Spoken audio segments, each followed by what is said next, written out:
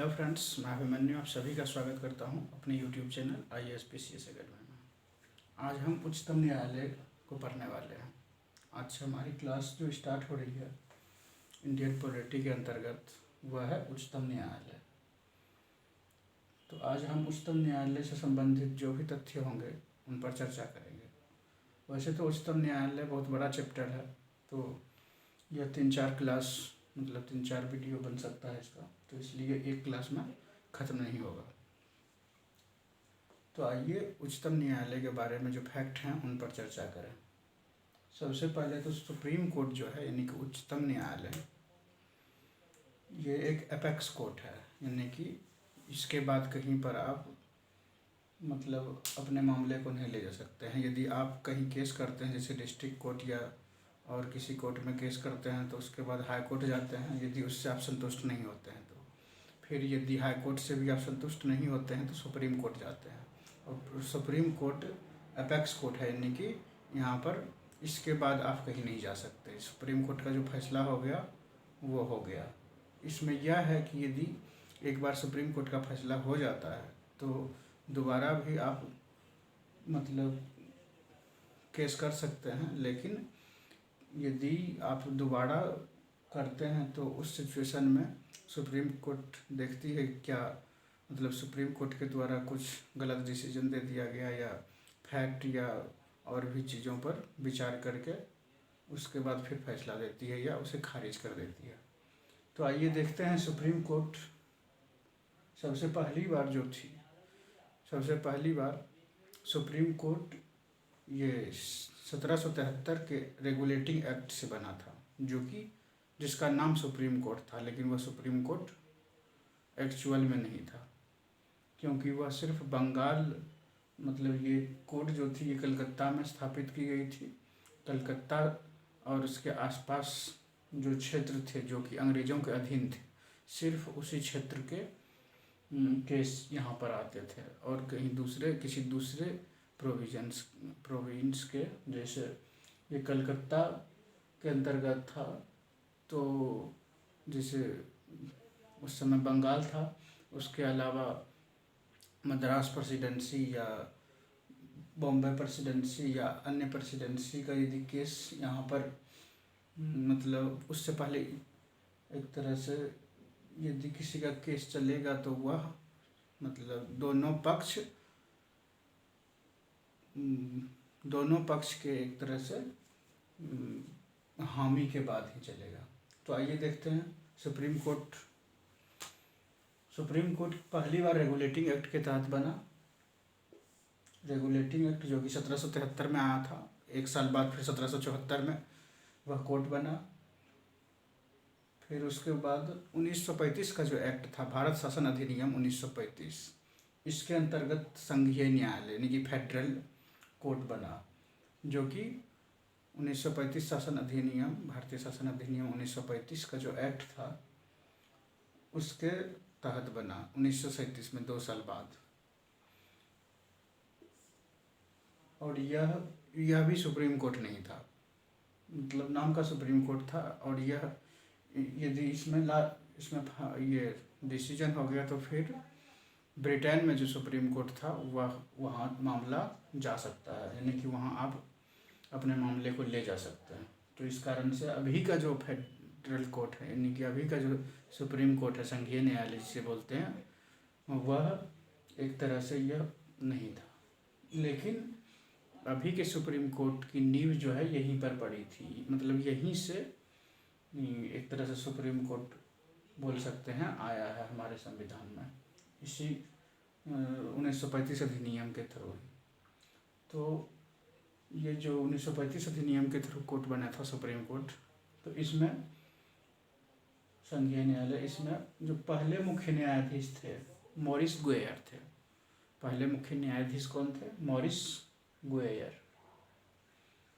फिर उसके बाद यदि बात करें हम तो भारत का जो सुप्रीम कोर्ट है, जो कि संविधान लागू होने के बाद 26 जनवरी 1950 को हमारा संविधान लागू हुआ और उसके 2 दिन बाद सुप्रीम कोर्ट बना, जो कि 28 जनवरी जिसका डेट है, 26 के बाद 2 दिन बाद 28 जनवरी को आर्टिकल 124 जो हमारे संविधान में है, उसमें भारत का एक सुप्रीम कोर्ट होगा, भारत का एक सुप्रीम कोर्ट होगा, और उसमें और भी बहुत सारे तथ्य हैं। ये न्यायाधीशों की संख्या, फिर न्यायाधीशों की योग्यता, फिर उनकी नियुक्ति, इन सब ये सब बातें हैं। तो न्यायाधीशों की संख्या की यदि बात की जाए तो संविधान में 1+7 लिखी हुई है, और कुछ समय के अंतराल में इसमें जो न्यायाधीश हैं उनकी संख्या बढ़ाई जाती है। तो अभी वर्तमान में 1+30 यानी कि 31, एक मुख्य न्यायाधीश chief justice of India CJI और 30 अन्य न्यायाधीश। फिर यदि योग्यता की बात की जाए तो इसमें हाई कोर्ट में यदि कोई भी जज 5 साल तक उसमें रहा, कम से कम 5 साल तक जज रहे हों, तो वो न्यायाधीश बन सकते हैं कहाँ? सुप्रीम कोर्ट में। तो ये एक योग्यता है जो कि हाई कोर्ट में 5 साल तक आप जज रहे हों। फिर दूसरी जो योग्यता है, हाई कोर्ट में 10 वर्षों से ज़्यादा दिन तक, यानी कि कम से कम 10 वर्ष तक आपने अधिवक्ता के तौर पर कार्य किया हो, यानी कि आपने हाई कोर्ट में वकील के तौर पर कार्य किया हो कम से कम 10 साल। और इसमें 5 साल है, 5 साल जज के रूप में या 10 साल अधिवक्ता के रूप में हाई कोर्ट में। या राष्ट्रपति की नज़र में आप विधि विशेषज्ञ हों, राष्ट्रपति को लगता है कि ये विधि विशेषज्ञ है, तो वैसे भी व्यक्ति को नियुक्त किया जा सकता है सुप्रीम कोर्ट के जस्टिस के रूप में। तो यह तो थी योग्यता कि कौन व्यक्ति सुप्रीम कोर्ट में जज बन सकते हैं। फिर उसके बाद नियुक्ति की प्रक्रिया किस प्रकार की होती है? कॉलेजियम आपने सुना होगा, शुरू के दिनों में कॉलेजियम प्रणाली नहीं थी, कॉलेजियम बाद में आया 1993 में। इससे पहले की नियुक्ति प्रक्रिया कुछ और थी। तो सबसे पहले इसे हम देखेंगे, उसके बाद फिर और क्या प्रक्रिया आई, उसके बाद फिर कॉलेजियम को भी देखेंगे। कॉलेजियम अगले क्लास में देखेंगे। आज हम नियुक्ति की कॉलेजियम से पहले जो प्रणाली थी उस पर विचार करेंगे।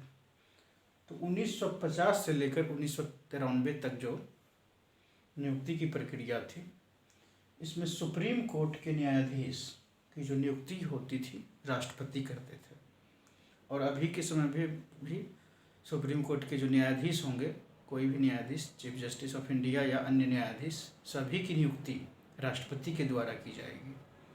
तो यहाँ पर राष्ट्रपति के द्वारा सुप्रीम कोर्ट के न्यायाधीश की नियुक्ति की जाती है। उसके बाद सुप्रीम कोर्ट या हाई कोर्ट के जिस जज से विचार विमर्श करना जरूरी समझा जाता था, यानी कि राष्ट्रपति जो नियुक्त करेंगे तो उसके लिए विचार विमर्श किया जाता था।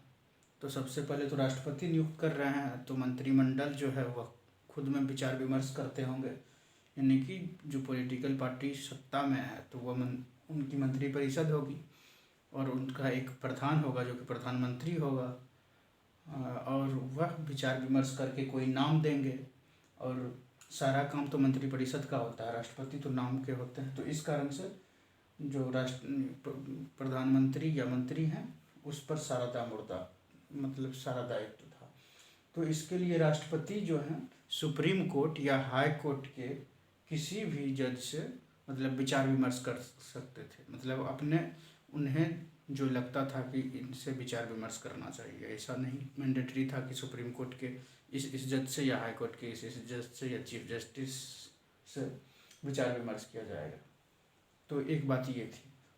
और दूसरी बात CJI, chief justice of India, यानी कि सुप्रीम कोर्ट के जो चीफ जस्टिस हैं उनसे परामर्श लेना अनिवार्य था, यानी कि इनसे परामर्श जरूर लिया जाता था, जरूर एक तरह से यह प्रक्रिया थी। CJI से जरूर परामर्श किया जाता था। फिर उसके बाद सुप्रीम कोर्ट में तो ये थी नियुक्ति की प्रक्रिया जो कि कॉलेजियम प्रणाली से पहले की थी। हमने देखा किस प्रकार नियुक्ति होती थी, कौन नियुक्ति करते थे। नियुक्ति तो राष्ट्रपति पहले भी करते थे, अभी भी करते हैं। तो ये प्रोसेस है। उसके बाद फिर नाम आता था, नाम फिर मंत्री ये राष्ट्रपति के पास आता था, फिर राष्ट्रपति उसे ये जस्टिस बना देते थे सुप्रीम कोर्ट या हाई कोर्ट के, मतलब जहाँ बनाना हो। फिर आगे सुप्रीम कोर्ट में अब तक 217 न्यायाधीश रह चुके हैं। अभी के समय तक, आज के दिन तक, दिसंबर 2020 तक 217 न्यायाधीश सुप्रीम कोर्ट में बन चुके हैं। 217 व्यक्ति सुप्रीम कोर्ट के न्यायाधीश बन चुके हैं, जिसमें कि महिला मात्र 8 है। 217 न्यायाधीश हैं और महिला मात्र 8, और अभी तक कोई भी महिला चीफ जस्टिस सुप्रीम कोर्ट में नहीं बनी है, और अभी कुछ दिनों तक ऐसी कोई संभावना भी नहीं है। मतलब जिस तरह से सुप्रीम कोर्ट में चीफ जस्टिस का सिलेक्शन होता है, यानी कि उन्हें नियुक्त किया जाता है, तो अभी कोई महिला जज उस रेस में नहीं है।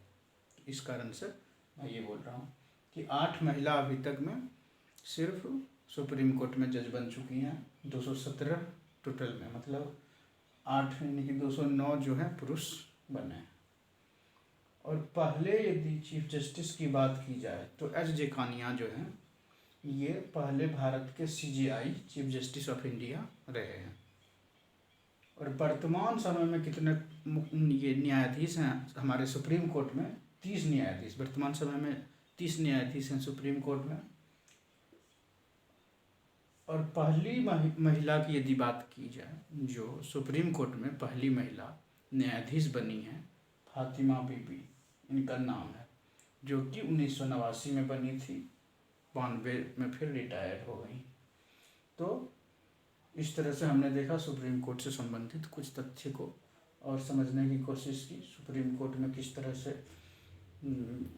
सुप्रीम कोर्ट किस तरह से बना, उसकी हिस्ट्री क्या है, फिर न्यायाधीशों की संख्या किस प्रकार से बढ़ती गई समय के हिसाब से, फिर उनकी योग्यता क्या होती है, सुप्रीम कोर्ट में कौन व्यक्ति जज बनने के योग्य होते हैं, उनकी नियुक्ति की प्रक्रिया पहले क्या थी कॉलेजियम से पहले, फिर उसके बाद अब तक कितने न्यायाधीश रह चुके हैं, और उसमें से महिला मात्र 8 रह चुकी हैं। चीफ जस्टिस, पहले चीफ जस्टिस कौन रह चुके हैं भारत के चीफ जस्टिस ऑफ इंडिया, वर्तमान में कितनी संख्या है? ये 31 होनी चाहिए अभी के हिसाब से 31 होना चाहिए, 1+30, लेकिन 1+29 जस्टिस हैं हमारे सुप्रीम कोर्ट में। 1+29, 1 चीफ जस्टिस ऑफ इंडिया +29 अन्य जस्टिस। और पहली महिला न्यायाधीश हमने देखा सुप्रीम कोर्ट में फातिमा बीबी है। तो सुप्रीम कोर्ट की आज की क्लास यहीं पर समाप्त होती है। अगले क्लास में इसके आगे कॉलेजियम प्रणाली को हम पढ़ेंगे, किस प्रकार से कॉलेजियम प्रणाली में जजों की नियुक्ति की जाती है। इसके अलावा इसमें कुछ केस हैं जो कि सुप्रीम कोर्ट के जज से संबंधित केस हैं, उन पर भी चर्चा करेंगे। वो मुख्य रूप से 4 केस का जिक्र किया जाता है, उसमें से कॉलेजियम प्रणाली जो आई वो भी एक केस से ही आया। तो आज की क्लास यहीं पर समाप्त होती है। कैसा लगा ये क्लास कमेंट करके अवश्य बताएं। Thank you.